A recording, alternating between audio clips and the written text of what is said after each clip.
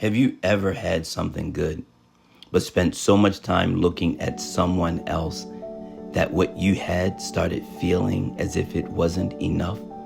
Not because anything changed, but because comparison changed your perspective. Well, that's exactly what happens in today's story. Good morning, family. It's time for your morning juice. Today we're in 1 Samuel chapters 8 through 10, and Israel's biggest problem wasn't failure, it was comparison. When good isn't good enough. Israel wasn't losing battles. They weren't starving. God was still protecting them. God was still speaking through Samuel. The nation was stable, but Samuel was getting older and his sons were corrupt. So the elders who noticed that came to Samuel and said, "Give us a king." At first, that sounds reasonable given the circumstances that they were observing. But God revealed the deeper issue. The people said out of their mouth, "We want to be like other nations." In other words, this has nothing to do with you, Samuel. This has nothing to do with your sons. We want what they have. And suddenly, what God had already provided no longer felt like enough. Comparison changes everything. Comparison has a way of doing that. A blessing starts to feel ordinary. A gift feels small. Think about it. People do it in their marriages. A good marriage starts to feel boring. A good job starts to feel limited. The ministry that you've been working at, although it's small, starts to feel insignificant. Not because these things change, but because we stopped looking at what God gave us and started looking at what he gave someone else. That's exactly what happened to Israel. Comparison changed everything. Wisdom isn't always popular. Samuel warned them. He went to them and he told them, a king will cost you. It's going to cost you your sons, your daughters. It's going to cost control. It's going to create burdens. It's going to create more demands. It's going to cost you your peace. But the people had already made up their minds. And sometimes that's our problem as well. We ask God for guidance, but what we're really looking for is permission. Wisdom isn't always popular, especially when it challenges what we already want. Be careful what you ask for. Then one of the most sobering moments in Scripture happened. God tells Samuel, give them what they asked for.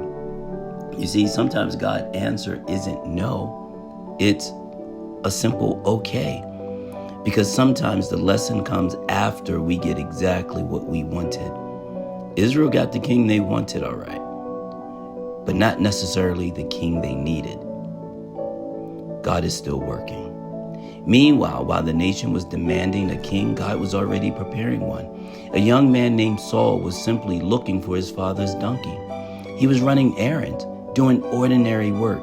Nothing about that day seemed important, but God was working behind the scenes. And that's the reminder for all of us today. You don't have to force your future. You don't have to try to be popular. You don't need people's permission.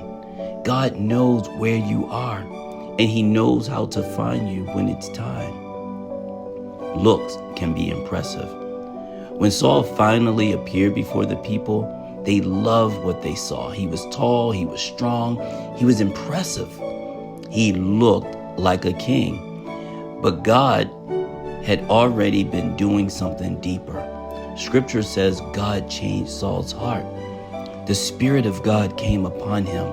People were so surprised by the change that they asked, is that Saul amongst the prophets? He was prophesying. Yet, when it came time to present him to the nations, they couldn't find him. Saul was hiding amongst the baggage. The future king was overwhelmed by the weight of the moment, possibly. And maybe that's a reminder. People see appearances. God sees the heart. People notice talent. God develops character. Looks can be impressive. Character sustains leadership. The lesson from 1 Samuel 8 through 10 is simple. Israel traded contentment for comparison. And before we're too hard on them, I want to remind us we do the same thing. Comparison can make God's blessing feel inadequate.